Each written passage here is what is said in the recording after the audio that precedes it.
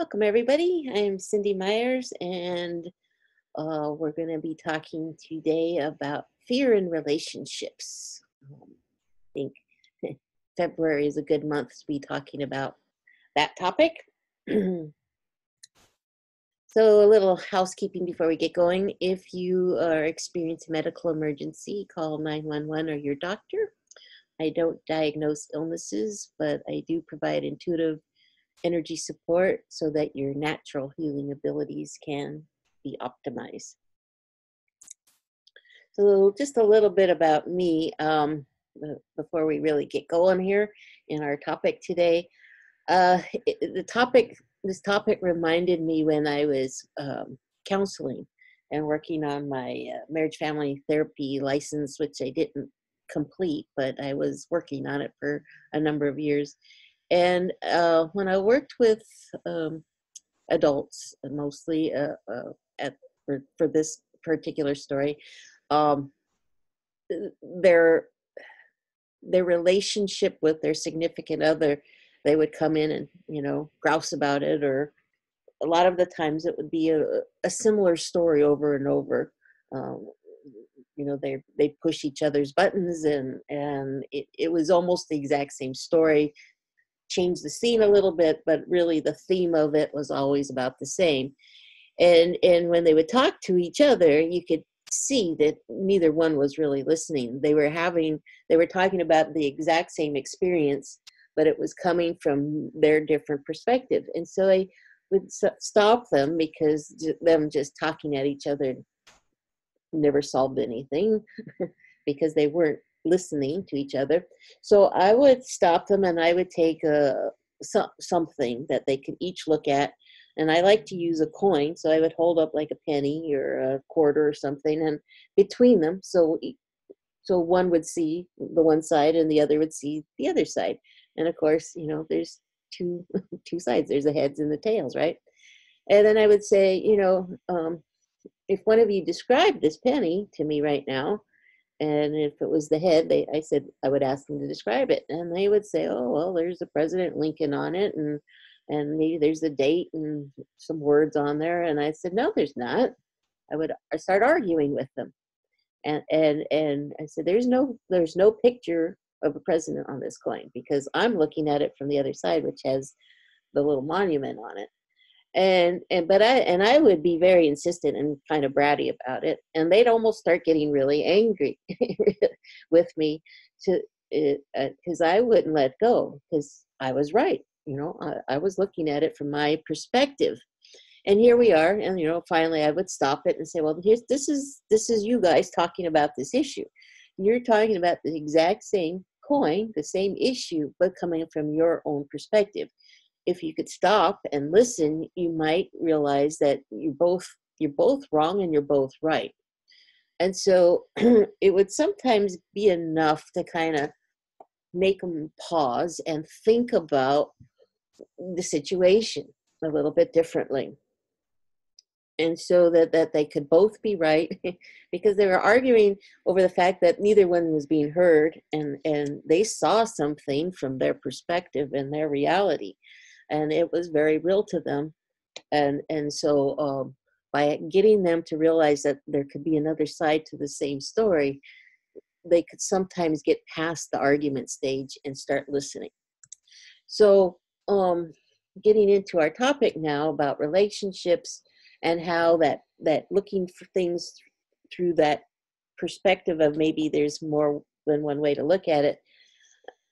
The way I've been thinking a lot about emotions lately is that they're like an orchestra, and that's just how I experience it, being an empath and a medical intuitive. I experience your energy when I'm working with you, like it's an orchestra, like you're putting out all these different frequencies, some of them in tune and working beautifully, and then some things that are not in tune are vibrating and out of sync with your body.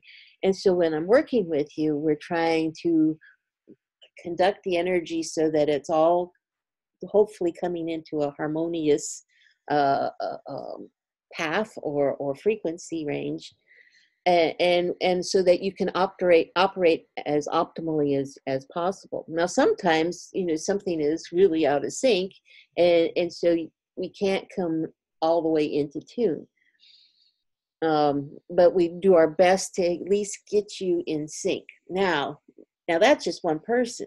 Now you add with relationships, and we very rarely are living in a hermetic life and totally isolated. So now we add in more people into it. Now we've got a really complex orchestra going with all these different frequencies happening, and we're always trying to adapt and get into sync with each other, because we want to kind of, we have this innate desire to be in like a homeostasis. We want to be in balance, and so we will sometimes um, sacrifice our own being in tune for ourselves in order to be in more sync with somebody else. And so we're constantly changing our vibration and our frequencies to adapt to this whole orchestra of people around us. And it can be quite complex. And thank goodness most of it is unconscious, because if we had to think about it all the time, it would probably, you know, blow our little brains out trying to think about it all the time. But at the same time, we've gotten to be so unconscious about it that we allow the emotions and other people's emotions to really conduct us instead of us being the conductor of it. So the point of today's webinar really is to help us be more in that conductor role, where we're saying, what do we want to be tuned to? Okay.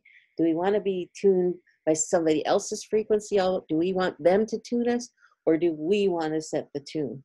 So um, so keep that in mind, and I hope that metaphor helps you a little bit. And you might want to write, if you have any questions, jot them down in the chat box or in the Q&A box, and I'll get to them after I get through these few slides here. So thinking again about emotions. Emotions are just chemicals that our body creates, but those chemicals, when we break them down, it becomes energy, and energy can, for me, equals frequencies. It becomes a waveform, and so that's what I'm picking up as an empath. I'm picking up those different frequencies. Negative emotions are very low frequency, slower moving emotions. It's very slow moving, and because they're slower moving, they tend to get stuck in our bodies more. Okay, so the positive emotions, joy, gratitude, love. Quite often you'll hear me say, "I'm tuning you to love or above," and I'm actually tuning you to certain frequencies, and those are our higher frequency. Those move faster. They do not tend to get stuck as readily in our body. It's more like eating a really super whole food versus ding dongs, you know. So it's much healthier for our well-being to be in that higher frequency state. So emotions too are habit forming. They've been taught to us. Emotions, our English language for emotions is very limited. We have a word called anxiety, but I bet you each one of you on today could come up with easy 10 different definitions of what you could define anxiety for. I mean, anxiety of going to the dentist, anxiety of driving on a freeway, anxiety driving in the icy snow, right? Anxiety over taking a test, lots of anxiety of walking down a dark alley. You know, each one has a different experience to it. Because of those different experiences, they actually have a different frequency to it. So think of going back to that orchestra. Each one of those emotions then is like having a different person in the orchestra playing a different instrument. So if you think about the orchestra, there's violins, violas, cellos, basses. Those are some of your string instruments, right? Then you can get your woodwinds, your clarinets, oboes, you know, the flutes, all those different instruments. And there's not just one person playing in that orchestra, each one of those instruments. You can have many people, many layers of all of them playing all those instruments. So that's just think of that as being anxiety. One emotion can be your whole orchestra. Now you multiply that out by all the different emotions we have. That's a lot to be conducting and understanding how these frequencies, that would be really the vocabulary of your emotions, is thinking about that huge orchestra for each one of those emotions. And each one has a different frequency component. And that musical instrument is when we're playing it, it may be mostly for ourselves that we're experiencing it, but if there's somebody around us, guess what, they're picking up that music too. They can hear it, they can experience it. So our emotions, even though they're our emotions, we're transmitting it out. It impacts the relationship. We have a relationship, and that's mostly very unconscious again, where we can sense what the other might be experiencing. We can sense it, but we can also make assumptions about what that experience means. Okay, so we can go into a room and feel the tension maybe in a meeting, and we can assume, oh gosh, somebody's upset about something, or they're upset about a topic. Maybe you came in late and they're having a tense art discussion over a certain topic. We're making an assumption based on the experience, but we could be totally wrong. It could be that somebody just had, a, a, a, a phone call and they were upset about it, and they shared it with everybody in the room. And now that the room is experiencing that joint empathic experience of that person. But because we walked in the middle, we don't really know the whole story, right? So, but we make an assumption based on our own experience of past experience of what it's been like when we walked into a meeting and it's been like that, right? And so, so we get complicated because we all of a sudden start filling in the blank with an assumption. So when we work with a relationship, again, it goes back to that penny. When we have that assumption, we're basing that we're making a whole story about whatever that experience is based on our past history. So emotions can really drive our perception of the situation. When we allow it to be an unconscious, which is the emotions, the negative emotions are fear-based, so they tend to be very unconscious emotions.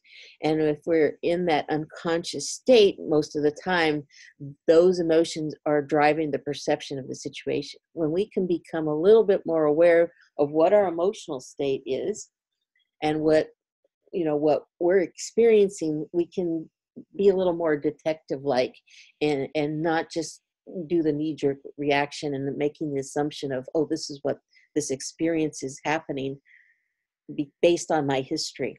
Okay, and when we just make that assumption, and to us then it's the truth. And that's where a lot of the arguments happen, is because of that past history, that past experience is saying this experience right here, right now is really what's happening, even though you're really talking about what happened in the past. So that's where it gets really tricky.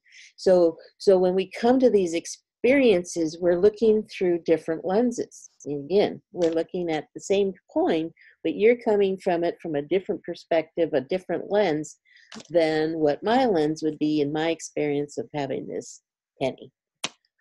So, but the good news is we don't always have to look through the same lenses. That's where when we have a repetitive argument with somebody, when we're constantly having that circular argument with a significant other or a coworker, a child, you're looking through your glasses, the same lenses each time from the past.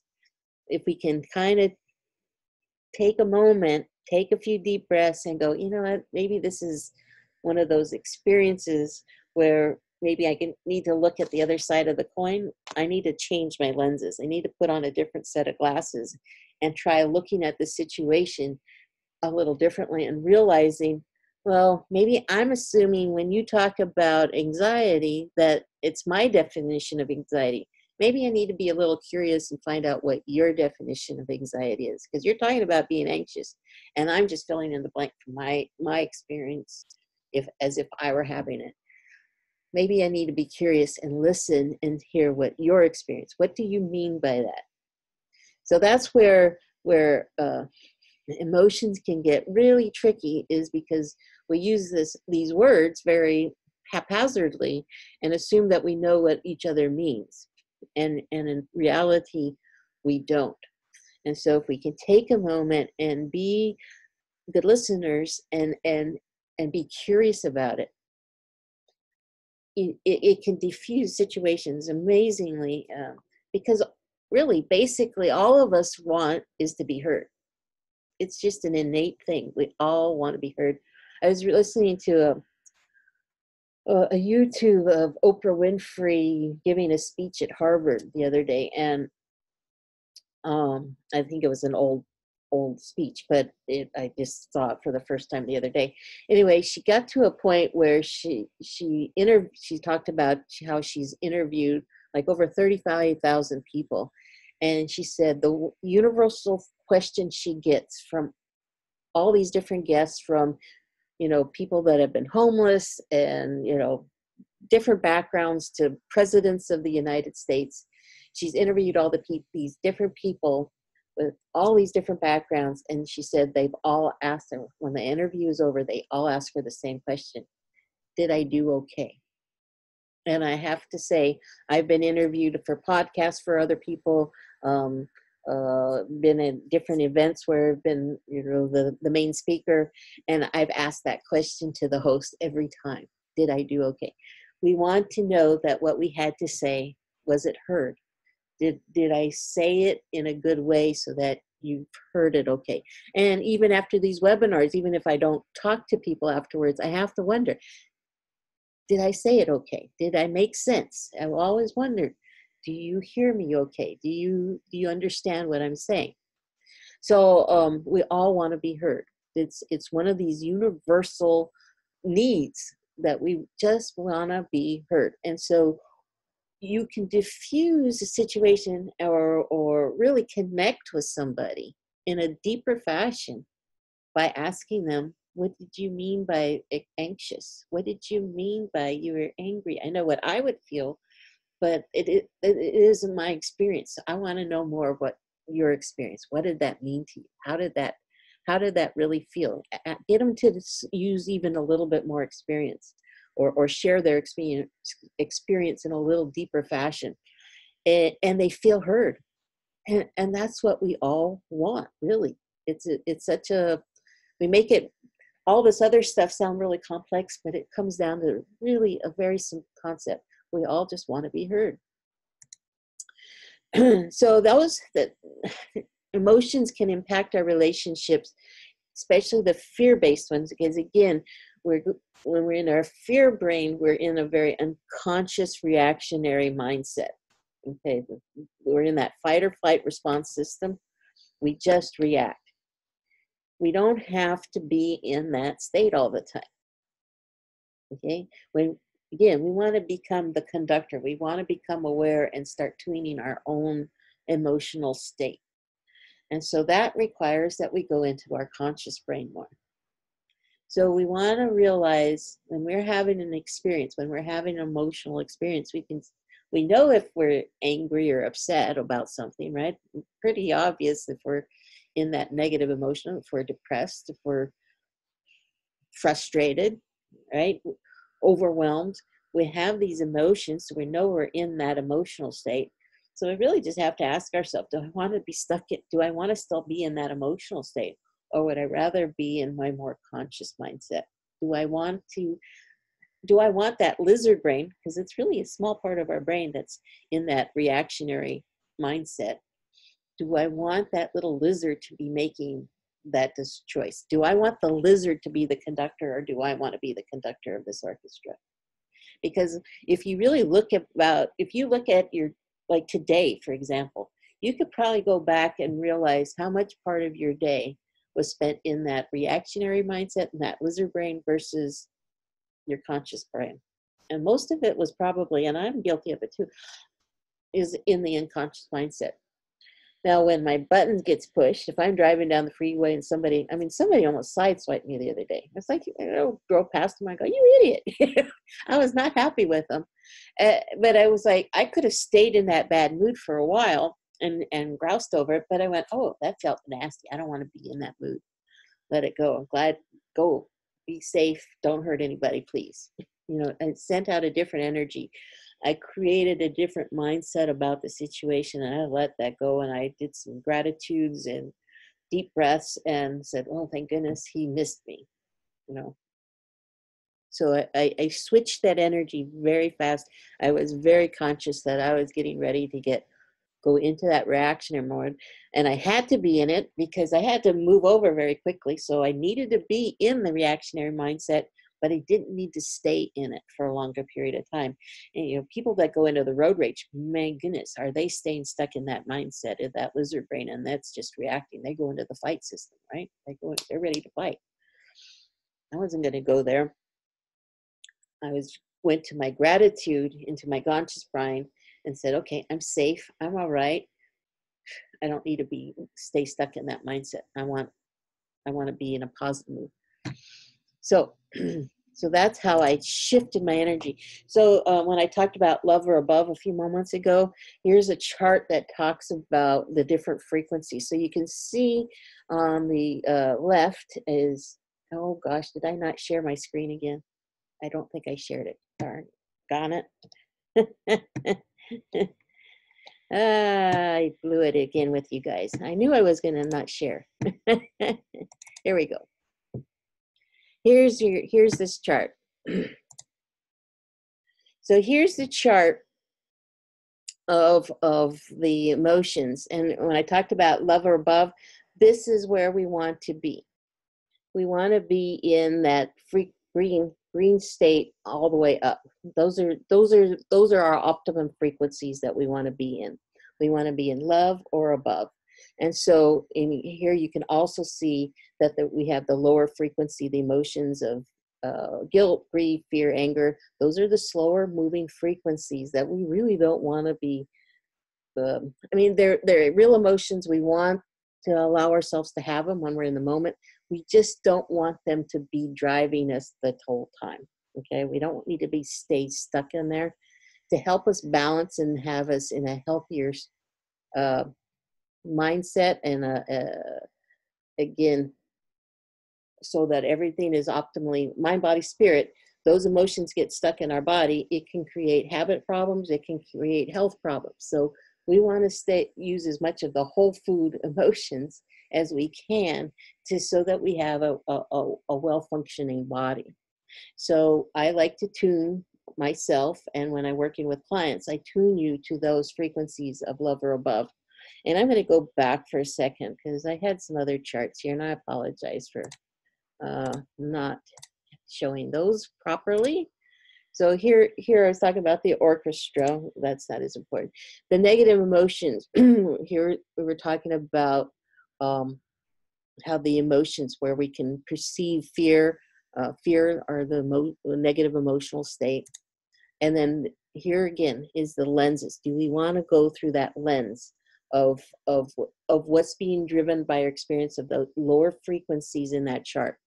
Or do we want to go into our conscious mind? So when we go into that love or above frequencies, that's when we get into our conscious brain, okay? So that's, again, where this is really important. So how do you get into that love or above? It's really it's not that hard. You breathe. And again, I mentioned I did a couple of gratitudes. Gratitude is a very high frequency emotion. It can counter that fight or flight response system, which is adrenaline based. We're going into more of the parasympathetic response system, that calming part of our brain, which allows us to get into our thinking, our conscious mindset. So it goes from our lizard brain to our conscious brain by using some of our tools. So thinking of something you love, something that you're grateful for. And I like gratitudes because it's usually the easiest thing for me to come up with. Okay, if I'm being triggered by something, it's really hard to think because you're in a reactionary mindset. So I have a few things that are just like in my hip pocket. Doesn't even have to be about that experience. I just do a few gratitudes. Your mind, your master chef brain releases those chemicals that are these higher frequencies. They start going through your body, and your body will shift. It will actually start calming down. It takes about 2 minutes. So try it. I love to do this sort of thing. Not when I'm going into a contentious environment. I like to play with it. I like to have practice in situations. You know, when I go into town, again, I'm an empath, so I'm really sensitive to the other people's energy all the time. I could pick up everybody's aches and pains, and I used to, until I trained myself. I used to train myself to have boundaries like crazy, and then I was invisible, and it was very exhausting. It really was, because I had to have such strong shields up every time I went into town and around people.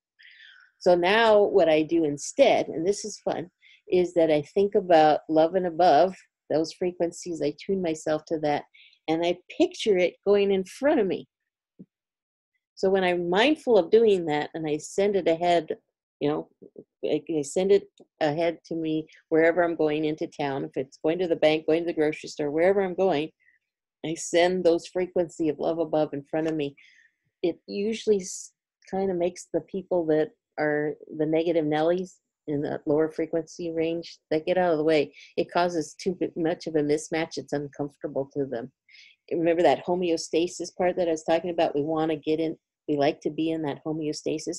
If there's too big of a mismatch, it's really uncomfortable. It's like it'd be like in that orchestra that I was talking about. It'd be like a seventh grade orchestra with a kid just learning violin. Oh, it's painful. Ow, ow, ow. It's a really big mismatch. It's uncomfortable for the person in the negative emotional state. And if they don't want to raise up to the meet to where it's more comfortable, they're too attached to their anger, their frustration, they're going to get out of there. It's too uncomfortable. It's very unconscious. They're not aware of it. And so when I send that energy out, the negative Nellies tend to stay clear of me. And what does happen is if anybody's nearer to that frequency, maybe they're a little crabby, but they don't want to stay there. They'll go, oh, this feels better. And they start smiling, and they'll hold the door open. They'll start talking to me. I've even had some people go, you know, I've held the door open for somebody and smiled at them, said hello. And they went, oh, thank you. You know what? That made my day. You know, they start talking to me, you know, about their day, but it shifts their energy. It totally shifted their energy. So it's something fun you can do by just playing with these frequencies and seeing if it doesn't shift your work environment, your relationships around you, if you can stay more in that love or above. So give it a try. I apologize again. I knew I was going to forget to do that. I even had a little note saying, don't forget to share. What can I say?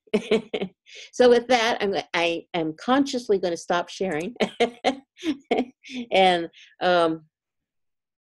open it up for questions. And we can also do some demos for anybody that would like to experience some energy work, especially anybody who has not experienced it before. Let's see. Sonia, I was thinking of going away for a few days, and I would take away your package, but my question is, do I take George and Rusty with me? However, I'm worried about Leo and Bella, the cats. Should I leave someone come over and feed them outside, or put in a kennel, which I think would make them nuts? Oh boy. Yeah, you know, I don't know what the best route would be for them. I know for I'd like to have somebody come and stay at my place, and that has tended to be the less stressful for my animals, is if they stay in their own environment. They can tolerate having somebody else. They're not crazy about having somebody else besides you doing the caregiving, but they do better than if they go someplace.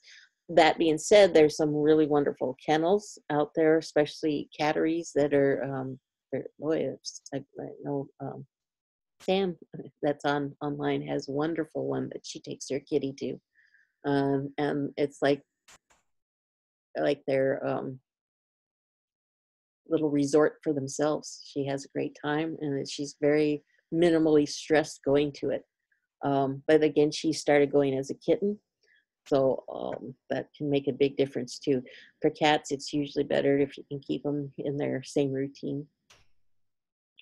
Okay, Sam, today while grocery shopping, I made a point of making eye contact and smiling at folks.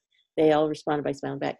Again, yes, exactly. You're smiling, you're putting yourself into that higher frequency state, and people absolutely respond to it. So when you tune yourself into that more joyful state, people absolutely respond. It's very, very rare that somebody gives you, guff for being in a, for sharing a higher emotional state. I remember the very first time I did that, played with this, and I wasn't even playing. I had a very potentially contentious meeting to go to, and I had to drive through LA to get to this thing. So that was going to cause me stress and anxiety. Going to a new place where I didn't know where I was going, that was causing me anxiety and stress. And it was going into an area that I wasn't confident in any way, shape, or form. So that was causing me anxiety and stress. And so at first I was thinking, okay, I got to keep my shields up, really put my shields up to protect myself from this contentious thing. And I heard in my head saying, no, do the opposite, flood it with this positive energy instead. Flood the room ahead of time, flood it with, that it's all going to work out and that it's really, this really good energy. And so, okay. And so I had to stop and get gas before I went into LA, which was about a 70-mile drive from where I was at. And I stopped at the gas station before I left town, and the person on the other side of the pump said, "Hey there." They were very friendly. And I went into the gas station to pay for my gas, and the homeless person opened the door and said, "Good morning."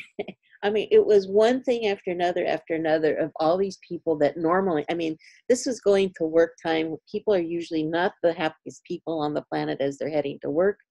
And everybody was absolutely in a good mood. I hit no traffic.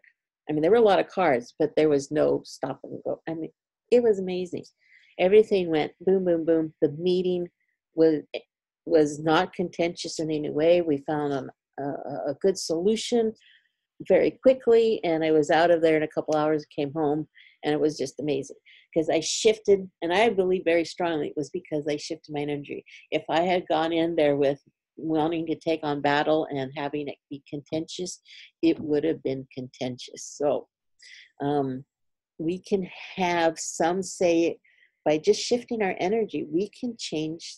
Again, it's changing that lens. We can change how the experience can come out at the end. It doesn't have to always follow that same pattern that maybe we have learned to have over that, whatever that experience may be. Doesn't mean it has to always play out that same way. We can change the outcome, and we can do it by sometimes just shifting our energy about it. A good point, Sam. Thank you. Let's see. Anybody else? We've got time. Anybody would like a little demo? Let's see. Gail. Hope you're there, Gail. Are you there? Hello. Hey, Gail. How's your back? Getting better, slow but sure. Thank you. Good. And how are the puppies? Oh, good. Growing like leaps and bounds for sure. Good, good. Mm-hmm. Anything I can do for you today, or have any questions?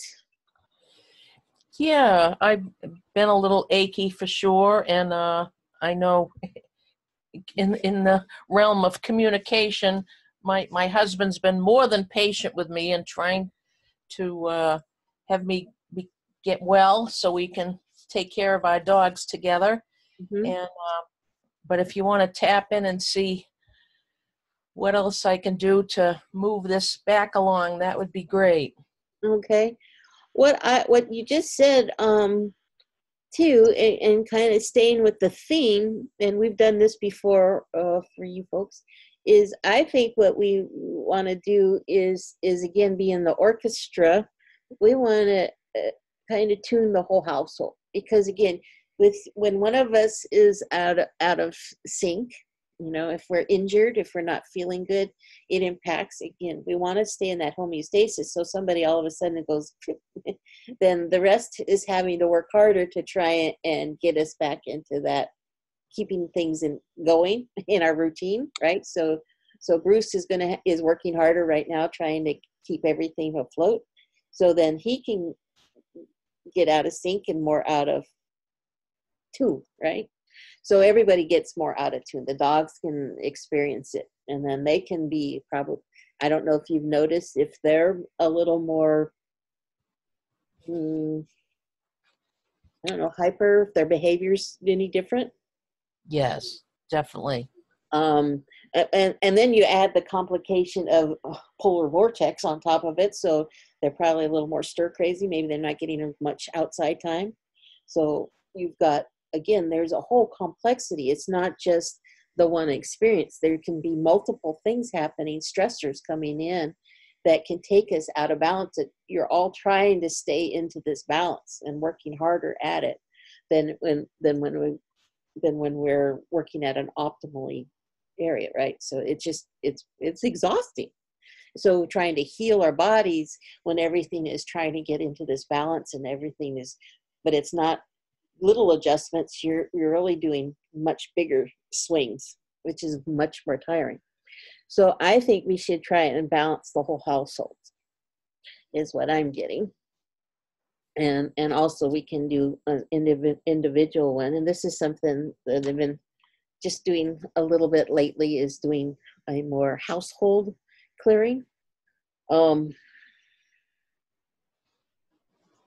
so getting this, I'm trying to find the emotion. And the dogs might tell me more what the emotions are that we should work on here. Discouragement. They're saying discouragement is one of the emotions that is out of tune or is causing part of the problem from a system, a whole family system dynamic is discouragement. So you clear that and help balance things. Is there another one for system? Frustration is another one. Okay, I'm starting to feel a shift now. And again, the dogs are perceiving it faster, which is not unusual that the animals are going to perceive the shift in the system, the whole household environment before we two-leggers get it. Is there another one? Yes. Lack of control. Lack of control. And there, I just felt the shift as I released that one. There was a definite shift in the whole dynamic. So hopefully that, again, and that's part of the slowing down of your healing too, because it's all part of the system. Um, and that's where relationships get really complex because it's not just us. It would be it'd be so much easier sometimes if we all could just work in an isolated little bubble, but we don't. And so we're always sharing. Some of the emotions aren't ours that we're carrying, or causing us to be off kilter and out of sync. It could totally be somebody else. I call it, sometimes I get slimed by somebody, and I just walk in. I can't do gyms anymore. I used to like to go to a gym and work out. I cannot do it. I pick up everybody, especially in the evening. Oh my God, that was horrible. It was like torture. As an empath, I'd walk in and I could be in a decent mood, but when I left, I wanted to kill somebody because everybody is taking out their bad day or their frustration out on the equipment, and they feel better. But as an empath, I'm absorbing it all, and I come out of there and just, oh, even you would think yoga is supposed to be wonderful for you, and it is. It can be wonderful for very, very wonderful exercise and way of life. But I can do yoga, but not in a studio, because for the exact same reason. I get to a certain point, and if people are letting go of their stress for the day, I can feel it. It's usually like a downward dog kind of a position, and oh my goodness, I just start feeling anger and frustration. I want to get the heck out of there. I can't wait for the class to be over. And I'm not in a Zen state. So, and I can't do yoga in a studio with people I do not know. It is not a happy place for me. So the system dynamic, again, it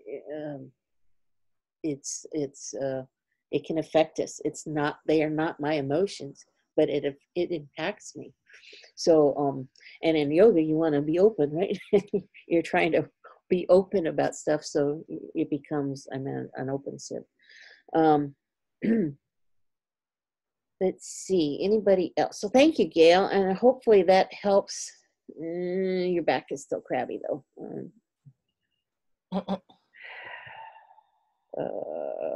Let's see.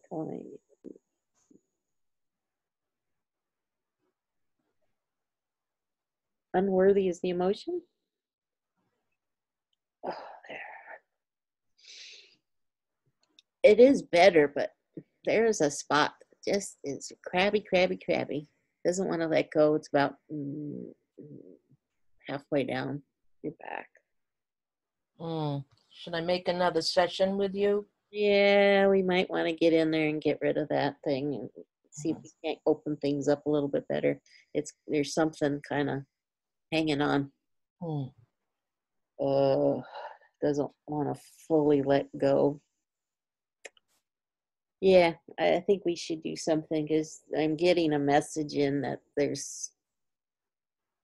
we might need to talk about some stuff, because there's something that you're not conscious of that you probably want to get conscious of, that isn't wanting to. It doesn't want you to be conscious of it because it wants to hang on. So we got to work on making that conscious so you can choose. Thank you. I look forward to that. Yeah, there's something that's just being tenacious about hanging on, and by keeping you hurting, it's keeping you hanging on. So let's get. It's not that we want to get rid of. Sometimes it's when I get these stuck emotions for folks, I have to be careful how I word it. And I said, let's get rid of it. And that's probably the last thing I should say. And again, our words have meaning and emotions to it. And so if it's a wounded child that started the emotion, or that's stuck, that's holding on to that area, your unconscious is going, no, no, no, no, no. It was that part that wasn't seen or heard in the first place, and now you want to get rid of me. That was probably part of the problem in the first place, was not somebody not being seen and heard properly, and now I'm getting rejected. And so That's I want interesting. to word it differently, in that we don't want to get rid of it. We want to help heal it, and so it's seen and heard and cared for. That's very interesting, because as a child, we were told children should be seen and not heard. Right, right. And Wow. it's still happening, that, oh, that's just a kid problem. you know, children have, they do not have as big a vocabulary, and animals are the same. They do not have a huge emotional vocabulary as most adults, but they have very strong emotions. I mean, if you've ever seen a kid have a temper tantrum, it can be really strong emotions. And animals can have very strong emotions as well. And again, we all just want to be seen and heard. Where it's really frustrating for a child depending on the age, and it even through high school age into, early 20s, I would say, late teens, early 20s, we're still, even though they may look like an adult, their vocabulary, their emotional vocabulary isn't really fully developed yet still. And so they talk about not perceiving these pennies and looking at these situations with a penny or anything like that. Oh my gosh. If you look at them, you could look at a teenager and like, what are you doing? Truly curious, like, what are you doing? And they'll go, stop being mad at me, or, stop judging me. And it's like, that wasn't what you were trying to do at all. But because they have such a limited vocabulary to experience what your emotional state is sending out to them, that is what they're receiving back. And so then they go off on the deep end.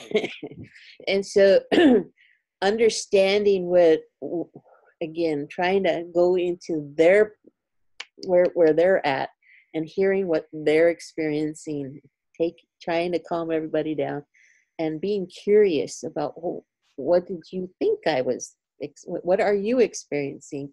What do you mean by that? And have them try and explain it a little bit more. For a child that has even more limited vocabulary for emotions, they're not going to be able to tell you. I can't tell you how many. I worked a lot with kids when I was studying to be a therapist. I was about half kids and half adults.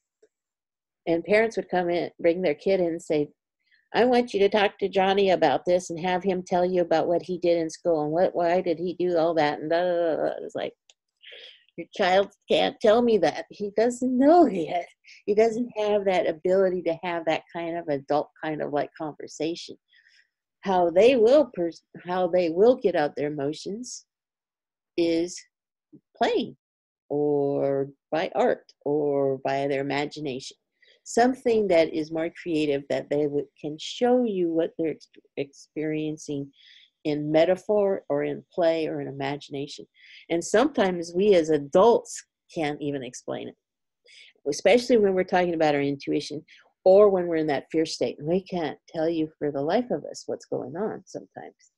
So when again, because this is a stuck emotion, a stuck experience that doesn't want to let go, that is probably in a very unconscious state that you may not have language for yet.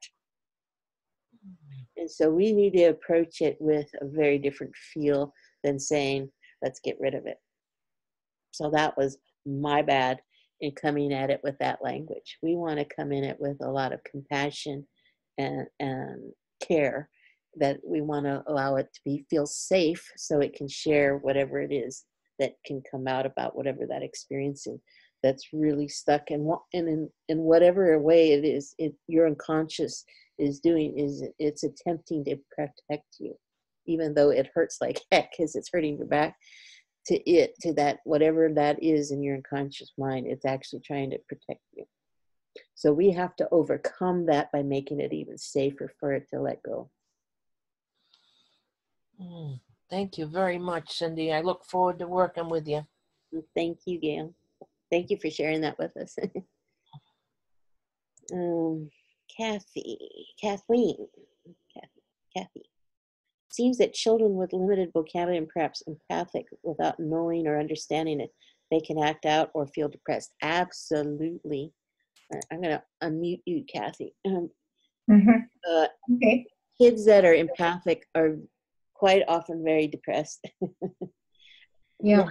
One is we don't understand our emotions overly well, but also I know I didn't realize how much of other people's emotions I was picking up.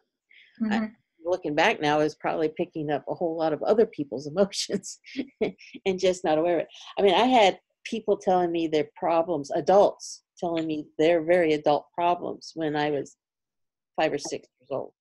I remember some of my earliest memories of total strangers coming, telling me about their divorces and their kids that were so rotten, whatever. And I'm going, and crying about their divorces and stuff. And I'm going, I don't even know what a divorce is. Then why are you telling me this?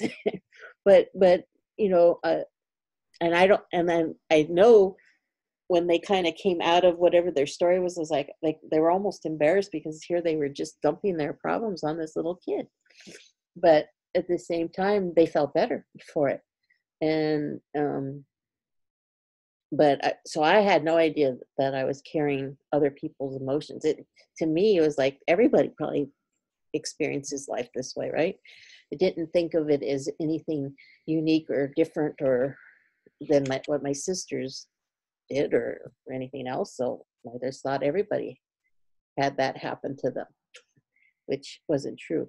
So yes, they do can be very out of sorts.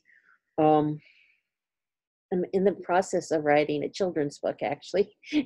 And part of that, the intention of that is to help kids that have intuitive gifts understand that it isn't abnormal. So a lot of probably the more normal, more common, not normal, more common for toddlers, that the window of intuition hasn't shut down as much, and so they'll quite often they're quite good at being mediums. They'll see the other side. They'll see spirits. You know, they may see a dead grandparent or something and have conversation with them, and everybody just thinks, oh, they're in their imagination. And we don't really listen to our kids very well, so they probably miss it most of the time, that they're really actually talking to somebody that's there. I have a friend that her son, she realized that her son actually was able to see her father quite often, or the grandfather, and he could describe them, knew their name, knew experiences that there was no way he could possibly have known about when he was 3 or 4 years old. He would describe it because the grandpa was telling him about it. So she quite believed it, and he's very empathic. So we're seeing him have some of that anxiety and challenges, emotional challenges, more anxiety and stress, because he's quite empathic. And you just perceive things very, very differently than some of the other kids that aren't as empathic. So yeah, so that's the point of the book, is kind of help kids realize that it's okay. They're not. It's okay to be that way, and hopefully help the parents too, that it's okay to have your kids be that way. Let's see, Sonia, my mother has her meltdowns. She's 93 and it's hard to deal with her at times. I have to distance myself. It's not good for dogs and cats, and they want to escape. CBD oil I find helpful. Good. Yeah. Help for you or help for your mother, or both. CBD is great. I've gotten more interested in that product myself. I'm using a product that I'm really liking. It's a CBD fluid. It's water-based. So if you're interested in trying that, I can share that information with you. Just shoot me an email. Be happy to tell you a little bit more about it. I like it because it's absorbed much faster into the body, and it's water-based, so you pee it out faster, but it's really absorbs very fast. It's safe for the dogs and cats and me. So I like things that I can use on all of us, because there's a lot of us in my house. So one of us always needs something. So if I can have a tool that not have 5 tools, and if I can have one tool, then I like it. And this does that. So happy to share that information with y'all. You give her a few drops in her orange juice. Yeah. This one too, you only need like 1 or 2 drops, which is great. It's you don't need very much. So it's I'm giving it to Moose right now, big dog, and he only needs 2 drops. And I know people that are giving it to their horses, which you only need a few drops, and it's helping them. So very good.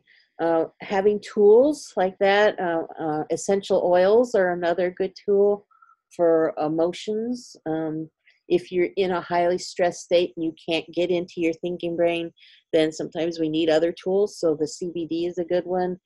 Essential oils for some folks are very effective.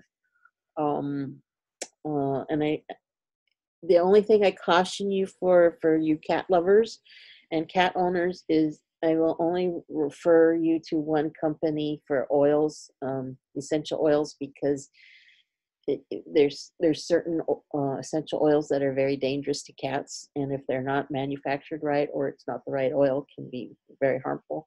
So I trust this outfit. She's a vet. She's created the blends. She has a great page about cats and what products are safe for cats. So I'll type it here in the chat. Is their website animaleo.info. And you can go to that site. I don't have any business with them, but they're the only ones I refer to for people with animals or cats especially. So, but guess what? I use it for me too. They have some good oils, especially since I put it on my dogs and then I smell it and I get the experience of the calming. And I use their Calm-U-Mile for my dog Tesla when she gets anxious because loud noises upset her. 4th of July, fireworks, thunderstorms, bad storms, windstorms. She gets very scared and very anxious. So I put the Animal EO or their Calm-U-Mile, which is their calming oil, on her, and it does help her. It's very effective. The other tool that I use that I refer some people to is T-Touch. And you can, I'm not a practitioner of it, but you can Google and find some YouTubes of T-Touch. That's also a very good calming one. That again, I like these tools because if you're using them for yourself, it helps you get out of that fight or flight response system. And anything we can get ourselves out of that fight or flight response system as quickly as possible so that we can be the conductor and get into deciding, do I want to be in that emotional state? Well, what would it take to get me out of it? Well, I can use these tools. I can, do my gratitudes. I can work on, looking at this situation that I keep repeating. I don't like that. I don't like having that same thought. Recently I had some situations where I did have some frustrations with certain people, and it was like, ugh. And every time I just spend a day or two going about the whole situation, and it was the same. Different day, but same frustration. Different day, same frustration, and I'd have the same conversation with myself, going and I'm going, well, this is ridiculous. Something has to give. And what it was, though, what was required was I was going, well, they're screwing up. I was pointing the finger and going, oh, those people, they're screwing up. They keep screwing up. How hard is this? Why can't they get it? And I'm going, I'm pointing the finger at them. And yes, they were screwing up. But at the same time, there were 3 fingers pointing back at me. And it was like, if this is bothering you that much, then there's something inside you. What would it take to change the situation? Because they're not going to change, and I can't make them change. So the only one you have control over making any changes is you. 3 fingers pointed back at me. You're looking at it through a lens. How do you change those sunglasses and look at it from a different perspective? What's going on? And once I started doing that and realized, yeah, I got to make some change. I'm the one that has to make the change. They're not going to change, but I can. Do I choose to make the change, or do I want to stay stuck in this pattern and stay with my frustration? Is that better, staying frustrated, than making this change? And then finally I decided I need to make the change. And as soon as I opened up to the change, then other opportunities came open. New paths came up. But when I was stuck with needing my button pushed all the time, that was our contract. They screw up and I get frustrated. They screw up, I get frustrated. They screw up. I'm not getting listened to. I'm not being heard. I'm being disrespected. I had all these things.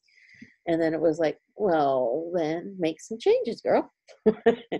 And so, boom, I made the changes, found some different folks to do what I needed them to do, and voila, totally different outcome and different. Now I'll have different frustrations because it's like peeling an onion in a way. So I'll get a new button to get pushed, but that one, the way I solved it wasn't by changing them. It was I had to change me and figure out what in me needed healing and changing. So I had to change the lens and being open to a different perspective. And I did my own clearing too. That helped. Getting rid of some of the crap stuff going up. I have unsupported to get rid of. How many of those? 100. Oh my goodness. Okay.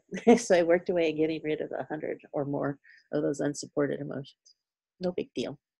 Got rid of them, new doors open. Okay. And it was all, again, using those tools, using all the basic tools of what's out there, but it can shift a whole different dynamic. In this case, I needed to let go. And with that relationship, it wasn't in this case, it wasn't a familiar relationship where my heart needed to be apart with them. Those are a lot harder, and those we need to work through more and work on figuring out how to get that homeostasis and equilibrium so that you can tolerate. And that takes a little bit more effort, okay, for the listening part, taking responsibility for ourselves and finding the tools. But the beauty of that is when we do that work, the relationship actually deepens. Again, when we just want to be heard. So if you hear your partner, man, goodness, and then they hear you and it's safe, oh, it really just deepens the relationship and it becomes really special and more beautiful and more connected. And then that's what we really want. Make sense? Hope so. Did you hear me? Did I do okay? Other than forgetting to share my screen again. Oh my goodness. I'm going to have to do some clearing on that one. I got a block on that. Need you folks to remind me. All right. Well, thank you all for coming on tonight. I appreciate you and your time. If I can be any assistance to you, you can contact me. Let me share my screen. I better practice. There's 2 more slides I can share. There's my future events. You can go to my website. We've got another webinar coming up in 2 weeks for animals and emotions. And you know what? If you have a special topic you want me to cover, just shoot me an email because I'm always open to answering your questions, or if there's an area you would like me to focus in on. I love your feedback for that. And whether it's for animals or for yourselves, please just shoot me an email and I'll fold it into the series that I have. So the next webinar will be an animal and emotions one in 2 weeks. And then if you have any questions on services or products, you can go to my website at beananimallistener.com. You can email me at cindy@beananimallistener.com. And some of the products, you can go to tranopt.com, or for the CBD fluid, shoot me an email and I'll help you find a link to that one. So with that, thank you all for coming on tonight. I really, again, appreciate all of you very, very much. And you have a great evening, and we'll see you soon. Good night, all.